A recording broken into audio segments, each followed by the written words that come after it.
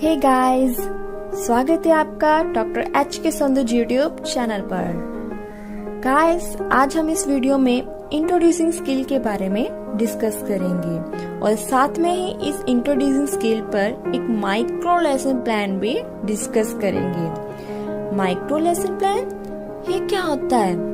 Guys, ये एक बहुत ही सिंपल टर्म है। इसके नेम से क्लियर है, micro lesson plan means short time के लिए जो लेसन प्लान करते हैं। दूसरे वर्ड्स में हम इसको ये भी कह सकते हैं कि शॉर्ट टाइम के लिए जब हम किसी को टीच करते हैं। गाइस, मैं यहाँ पर एक टर्म यूज कर रही हूँ, शॉर्ट टाइम। तो ये शॉर्ट टाइम कितना शॉर्ट होना चाहिए? तो गाइस, ये शॉर्ट टाइम 5 से 7 मिनट तक होना चाहिए। यानी जब आप 5 से 7 मिनट तक किसी को टीच करवाते हो वो आपका कहलाता है माइक्रो लेसन प्लान। बेसिकली ये एक बीएड का टॉपिक है। तो इस माइक्रो लेसन प्लान में बहुत सारी स्किल्स आ जाती हैं और जो पहली स्किल है इसकी वो है इंट्रोड्यूसिंग स्किल, जो कि हम अपनी वीडियो में डिस्कस करेंगे। तो guys, let's start our introducing skill. तो गाइस, हमारी टीचिंग में इंट्रोड्यूसिंग स्किल एक बहुत ही इम्पॉर्टेंट रोल प्ले करती है। इंट्रोड्यूसिंग स्किल ये बेसिकली है क्या कि जब भी हम अपनी क्लास में एंटर करते हैं और अपना टॉपिक स्टार्ट करवाने लगते हैं तो उस न्यू नॉलेज के साथ जो हम देने जा रहे हैं, उस न्यू नॉलेज के साथ बच्चों को जोड़ने के लिए हम उनके प्रीवियस एक्सपीरियंस जानिए, जो भी उन्होंने बच्चों ने पिछली क्लास में उस टॉपिक के रिलेटेड जो भी बेसिक पढ़ा है उसके साथ हम न्यू नॉलेज को रिलेट करते हैं।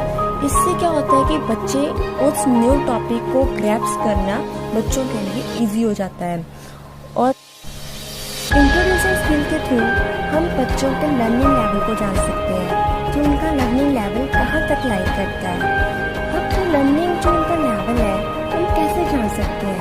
तो इसके लिए हम अलग अलग टेक्निक्स यूज करते हैं, like story telling method, question answer technique, activity method, role playing method.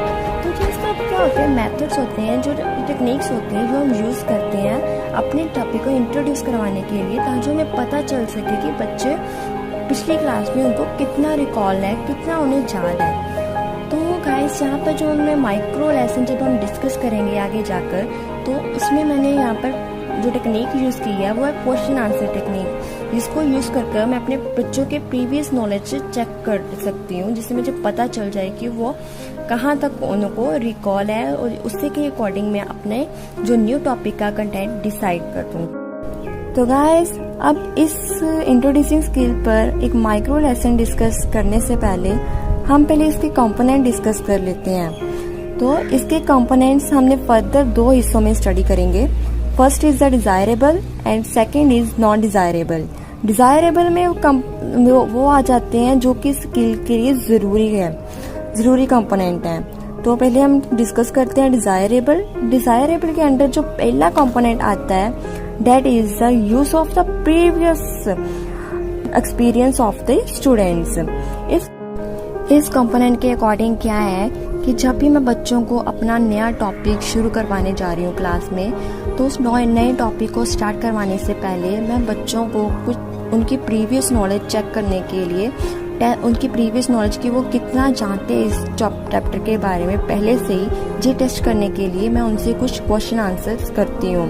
यहाँ पर आप कोई भी टेक्निक यूज़ कर सकते हो, जहाँ स्टोरी टेलिंग मेथड, या फिर आप कर सकते हो एक्टिविटी मेथड। तो पर ये जो स्टोरी टेलिंग जो एक्टिविटी होगी जी आप उनके प्रीवियस नॉलेज से लिंक्ड होनी चाहिए। और मैंने अपने माइक्रो लेसन में क्वेश्चन आंसर टेक्निक यूज़ की है, इसीलिए मैं यहाँ पर क्वेश्चन आंसर टेक्निक ही यूज़ करूँगी बच्चों को उनकी प्रीवियस नॉलेज टेस्ट करने के लिए कि उनको इस चैप्टर के रिलेटेड प्रीवियसली पिछली जो उन्होंने क्लास में पढ़ा है उसके बारे में उनको कितना पता है। तो ये था मेरा फर्स्ट कंपोनेंट। तो सेकंड कंपोनेंट है मेरा that is the related to subject matter. तो जो भी मैं क्वेश्चंस कर रही हूँ स्टूडेंट्स को उनकी प्रीवियस नॉलेज चेक करने के लिए, वो उसमें मैं जो भी वर्ड यूज़ कर रही हूँ, सेंटेंस बोल रही हूँ, वो क्या होना चाहिए कि मेरे सब्जेक्ट मैटर से रिलेटेड होना चाहिए। और my next component is that is the use of the appropriate technique. तो इसमें मैं क्या कर रही हूँ, अपने जो टॉपिक को इंट्रोड्यूस करवाने से पहले मैं एक अप्रोप्रिएट टेक्निक यूज़ करूँ। अब जैसे कि हमने टेक्निक्स पहले भी डिस्कस की हैं कि कौन कौन सी टेक्निक्स है, स्टोरी टेलिंग मेथड है, एक्टिविटी मेथड है, क्वेश्चन आंसर टेक्निक है, रोल प्लेइंग मेथड है। तो ये इन टेक्निक्स को यूज़ कर कर क्या होता है कि बच्चे की हमारे टॉपिक की तरफ अटेंशन बनी रहती है और बच्चा इमोशनली और इंटेलेक्चुअली हमारे टॉपिक के साथ जुड़ा रहता है, जिससे क्या होता है कि वो ईजिली अपनी प्रीवियस नॉलेज के साथ उसको लिंक्ड बना रहता है और न्यू नॉलेज को ग्रैस्प करना, समझना उसके लिए ईजी हो जाता है। तो हमारा गाइस नेक्स्ट कंपोनेंट है कॉन्टिन्यूटी। कॉन्टिन्यूटी, अब इसके में कॉन्टिन्यूटी का बनाए रहना भी बहुत ही इम्पॉर्टेंट रोल है, प्ले करता है कॉन्टिन्यूटी कंपोनेंट। तो कॉन्टिन्यूटी कैसे, मतलब जैसे मैंने क्वेश्चन पूछ रही हूँ, मैं क्वेश्चन आंसर जैसे मैं टेक्निक की आपने माइक्रो लेसन में, तो मैंने क्वेश्चन पूछा तो स्टूडेंट ने उसका आंसर दिया, तो जो मेरा नेक्स्ट क्वेश्चन होगा वो स्टूडेंट्स के उस प्रीवियस आंसर से रिलेटेड होना चाहिए। तो ये कॉन्टिन्यूटी बनी रहनी चाहिए। जब हम अपना माइक्रो लेसन इस पे डिस्कस करेंगे तो आपको गाइस और क्लियर होगा।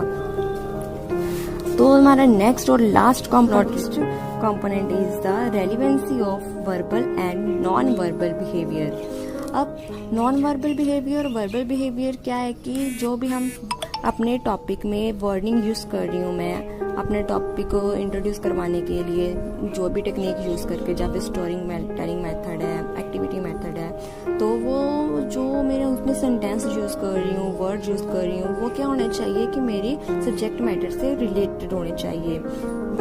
वर्बली मतलब कि बोलकर जो भी मैं सेंटेंस बोल रही हूँ, वर्ड्स बोल रही हूँ, वो मेरे रिलेटेड होने चाहिए मेरे स्किल के और टॉपिक के अकॉर्डिंग। और नॉन वर्बल में मेरा क्या आ जाता है, मेरे चार्ट आ जाता है, ड्राइंग आ जाती है, कोई पिक्चर्स, और कोई पिक्चर जो होती हैं वो मेरे सब्जेक्ट मैटर के रिलेटेड होनी चाहिए। मेरे जेस्चर्स जो मैं इशारे कर रही हूँ अपने हाथों से, वो क्या होने चाहिए कि मेरे टॉपिक के रिलेटेड सारे क्या होने चाहिए, रेलिवेंट होने चाहिए। तो गाइस ये थे हमारी डिज़ायरेबल जो कंपोनेंट हमने डिस्कस किए थे अपनी स्किल के लिए, जो मेरी स्किल के लिए ज़रूरी है। अब नॉन डिज़ायरेबल कंपोनेंट हम डिस्कस करते हैं जो कि मेरी स्किल के लिए ज़रूरी नहीं है, पर फिर भी कहीं ना कहीं वो आ जाते हैं कुछ मिस्टेक्स करके। तो फर्स्ट नॉन डिज़ायरेबल कंपोनेंट्स है लैक ऑफ कॉन्टिन्यूटी। तो जो कॉन्टिन्यूटी की कमी नहीं आनी चाहिए, मेरा एक फ्लो जो मैं टॉपिक करवा रही हूँ उसमें मेरा एक फ्लो बना रहना चाहिए, इसमें कॉन्टिन्यूटी नहीं आनी चाहिए, जिससे कि जो स्टूडेंट्स का इंटरेस्ट वो लूज ना हो। ठीक है, और मैं नेक्स्ट अनडिजायरेबल कंपोनेंट है irrelevant verbal and non verbal behaviour. इसके अकॉर्डिंग क्या है कि जो भी मैं बोल रही हूँ, वर्ड्स बोल रही हूँ या कोई सेंटेंस बोल रही हूँ, कोई भी वर्बली, वो मेरे टॉपिक से रेलिवेंट होने चाहिए, ये ना हो कि वो इरेलीवेंट नहीं होने चाहिए। तो नॉन वर्बल भी बिहेवियर्स मतलब जो हमें जेस्चर यूज़ कर रही हूँ, जो पोस्टर यूज़ कर रही हूँ, जो पिक्चर्स यूज़ कर रही हूँ स्टूडेंट्स को अपने टॉपिक अंडरस्टैंड करवाने के लिए, वो भी क्या होने चाहिए, रेलिवेंट होने चाहिए। इरेलीवेंट मेरे टॉपिक के संबंधित होने चाहिए, ऐसे नहीं है कि वो मेरे टॉपिक के कंसर्न ना हो। तो गाइस ये थे हमारे सारे कंपोनेंट स्किल। तो गाइस ये थे सारे हमारे इंट्रोड्यूसिंग स्किल के कंपोनेंट्स जो अभी हमने सभी डिस्कस किए। अब हम अपने इस इंट्रोड्यूसिंग स्किल पर अपना एक माइक्रो लेसन डिस्कस करते हैं, जिससे आपको जो कंपोनेंट्स और क्लियर हो जाएंगे। तो ये मेरा इस पर एक माइक्रो लेसन हमने रेडी किया है। तो सबसे पहले आप देख सकते हो कि यहाँ पर मैंने यहाँ पर लिखा है नंबर 10, मतलब ये मेरा 10 माइक्रो लेसन प्लान है। और यहाँ पर टाइम ड्यूरेशन आप देख सकते हो, ड्यूरेशन ऑफ पीरियड, जैसे हमने इस वीडियो में पहले ही डिस्कस किया था कि माइक्रो लेसन 5 to 7 मिनट की होते हैं। और मेरे सुपरवाइज़र नवजोत मैम, इनके अंडर और इनके सपोर्ट से हमने ये फाइल रेडी की है। और क्लास इसका कौन सी क्लास का टॉपिक हमने लिया है, 9th है, सब्जेक्ट हमारा साइंस है, और टॉपिक हमने किस पर लिया है, ग्रेविटेशन पर। इस ग्रेविटेशन टॉपिक पर हमने अपने इंट्रोड्यूसिंग स्किल तैयार की है, और जो कि टॉपिक हमने बच्चों को करवाना है आज। और आप देख सकते हो यहाँ पर एक इलिस्ट्रेटिव एड्स है जिसमें हमने फ्लैश कार्ड लिखा है। तो गाइस ये फ्लैश कार्ड क्या है कि ये एक small amount of information contain करता है। तो इस जो इन्फॉर्मेशन हम पिक्चर के थ्रू बच्चों को दे सकते हैं या फिर एक टेक्स्ट के थ्रू दे सकते हैं, जिससे क्या होता है कि बच्चे इजीली मेमोराइज कर लेते हैं। तो एक तरह की ये एक लर्निंग एड होती है। तो अब हम स्टार्ट करते हैं। हमने इसका हेडिंग लिखा है skill of introducing the lessons, then technique used. हमने जो कि कंपोनेंट में भी आता है कि कौन सी अपने टेक्निक यूज़ की जानी चाहिए, कोई वैल्यू टेक्निक यूज़ करनी चाहिए हमारे लेसन को इंट्रोड्यूस करवाने के लिए। तो इसके लिए हमने क्या लिखा है, PT will use the question answer technique to introduce the topic. तो इसमें मेरा जो एक कंपोनेंट है, अब हमारा क्या है कि हम अपने क्वेश्चन आंसर शुरू करते हैं बच्चों की प्रीवियस नॉलेज को चेक करने के लिए। तो हमारा टॉपिक जैसे कि ग्रेविटेशन है, तो ग्रेविटेशन के लिए बच्चों को मास के बारे में पता होना चाहिए कि कोई भी चीज़ जो ग्रेविटेशनल क्यों लगती है, क्योंकि कोई भी चीज़ भारी होती है तो वो अर्थ के लिए, भारी चीज़ हमेशा नीचे अर्थ अपनी ओर अट्रैक्ट करती है, इसीलिए भारी क्यों होती है, क्योंकि उसका मास ज़्यादा होता है। तो उनको बेसिक टर्म जो होती है मास के बारे में पता होना चाहिए इस ग्रेविटेशन चैप्टर को पढ़ने से पहले। तो इसीलिए हमें सबसे पहले जो हमारा क्वेश्चन है, डिफाइन मास। तो बच्चों को ग्रेविटेशनल चैप्टर शुरू करवाने से पहले इस टर्म का पता होना बहुत ही ज़रूरी है, और ये टर्म बहुत ही बेसिकली है जो कि बच्चे ऑलरेडी अपनी पिछली क्लास में इसके बारे में पढ़ चुके हैं। तो इस तरह से हम क्या कर रहे हैं कि न्यू टॉपिक को करवाने के लिए बच्चों को उनके प्रीवियस एक्सपीरियंस जोड़ रहे हैं, जिससे क्या हो रहा है कि हमारा फर्स्ट कंपोनेंट यहाँ पर कवर हो रहा है। तो चलो देखते हैं इसका आंसर क्या देते हैं बच्चे। तो बच्चे बोलेंगे कि the quantity of matter in any object is called its mass. तो अब मेरा सेकंड क्वेश्चन क्या होगा उनसे, to give the example of the mass in everyday objects. वो एग्जांपल्स हो जो आप रोज देखते हो मास की। तो बच्चे बोलेंगे कि आंसर करेंगे sheets of paper, pencil, cell phone, books etcetera are the example of the मास।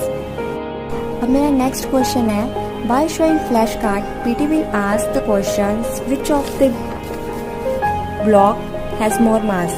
तो यहाँ पर मैंने स्टूडेंट्स को एक फ्लैश कार्ड शो किया है, और ये देखिए ये एक फ्लैश कार्ड है, यहाँ पर मैंने 2 ब्लॉक शो किए हैं, और स्टूडेंट्स को ये फ्लैश कार्ड शो करते हुए पूछा है कि मुझे बताओ कौन सा ब्लॉक इन दोनों में से हैवियर है और कौन से ब्लॉक के पास मास ज़्यादा है। तो बच्चे इजीली इसका आंसर दे देंगे, और बच्चे आंसर देंगे कि the mass of a block is more than block B. हमारा फोर्थ क्वेश्चन है, what is the difference between mass and the weight. तो अभी मैं जितने भी अभी तक क्वेश्चंस किए हैं, मैं सबको मास को ही कंटिन्यू कर रही हूँ, और पिछले क्वेश्चन से भी बच्चों ने हमें आंसर दिया था कि mass of block A is more than block B. तो मैं क्या कर रही हूँ, बच्चों के जो पिछले आंसर जो मास के रिलेटेड था उसको मैंने फिर से अपने क्वेश्चन को को कंटिन्यू रखा उस मास को, और साथ में एक न्यू टर्म जोड़ दी इस क्वेश्चन में, वेट। जिससे मेरा क्या हो रहा है कि मास कंटिन्यू हो रहा है मेरे हर क्वेश्चन से, जिससे मेरा कॉन्टिन्यूटी का कंपोनेंट कवर हो रहा है। तो बच्चे आंसर क्या दे रही हैं यहाँ पर कि mass of an object is same everywhere whereas the weight can change based on its location. कि मास जो होता है हर एक सब ऑब्जेक्ट का सेम होता है, कहीं भी आप चले जाओ, पर जो वेट होता है वो लोकेशन के अकॉर्डिंग चेंज होता रहता है। अगर आप हिली एरिया पे जा रहे हो तो आपका वेट चेंज हो जाएगा। तो हमारा इसमें नेक्स्ट क्वेश्चन है, how can you major your weight. तो पिछले आंसर में बच्चों ने वेट के बारे में डिस्कस किया था, एक न्यू टर्म जो ऐड की थी, हम अब उसी टर्म को अब हम कंटिन्यू कर रहे हैं अपने क्वेश्चन में, जिससे हमारा कंटिन्यूटी का कंपोनेंट कवर होता जा रहा है साथ साथ में। तो बच्चे इसका इजीली आंसर दे देंगे कि हम अपना वेट कैसे मेजर करते हैं। तो बच्चे कहेंगे कि with the help of the weighing machine we can measure our weight. तो मेरा नेक्स्ट क्वेश्चन है कि PT will perform the activity, asks the students come here and mark the heavier objects on the flashcard। तो मैंने बच्चों से activity perform करवाई है, जिससे क्या है कि बच्चों की जो अटेंशन है मेरे टॉपिक की ओर बनी रहे। तो आप ये देख सकती हैं कि फ्लैश कार्ड एक फ्लैश कार्ड है जिसमें मैंने बच्चों से एक्टिविटी करवानी है कि वो ऑब्जेक्ट्स को मार्क करो जो कि हैवियर है। तो बच्चे इजीली मार्क करेंगे, हाउस पर मार्क कर देंगे, एलिफेंट पे मार्क कर देंगे। तो इससे बच्चे में आंसर में क्या लिखेंगे, हम आंसर में इसका लिखेंगे कि पीटी विल परफॉर्म एक्टिविटी। तो हमारा अच्छा उन्होंने अगला क्वेश्चन किया है, what will happen when the ball of the mass 5 kg is thrown upward। तो इसका बच्चे आंसर देंगे कि बॉल विल कम डाउन, कि क्या होगा कि जब मैं बॉल को ऊपर उठाऊंगी तो बच्चे कहेंगे कि बॉल क्या आ जाएगी, नीचे आ जाएगी। तो मेरा नेक्स्ट क्वेश्चन होगा कि why do things fall down after throw them upward. अब उसी से रिलेटेड क्वेश्चन मैंने नेक्स्ट क्वेश्चन किया है बच्चों को कि क्यों बॉल नीचे आ जाएगी। तो बच्चे इसका आंसर देंगे कि अर्थ पुल एवरीथिंग टुवर्ड इट, अर्थ अपनी ओर सब कुछ क्या करती है, सबको खींचती है। तो मेरा नेक्स्ट क्वेश्चन क्या आएगा, last but not least question, name that pull due to the which earth attract everything toward it. उस पुल का नाम बताओ कि जिससे क्या करती है, अर्थ अपने ओर सबको खींचती है। तो ये बच्चों को आज हमने टॉपिक करवाना है क्लास में, इसलिए बच्चे इसका आंसर नहीं दे पाएंगे। तो यहाँ पर आंसर में हमने क्या लिखा है, अनसेटिस्फैक्ट्री आंसर। तो फिर बच्चों को हम क्या करेंगे, जब हम बच्चे मेरे लास्ट क्वेश्चन का आंसर्स नहीं दे पाएंगे तो मैं अपने टॉपिक की क्या करूँगी, announcement, the announcement of the topic. So well students, today we will discuss the topic gravitation.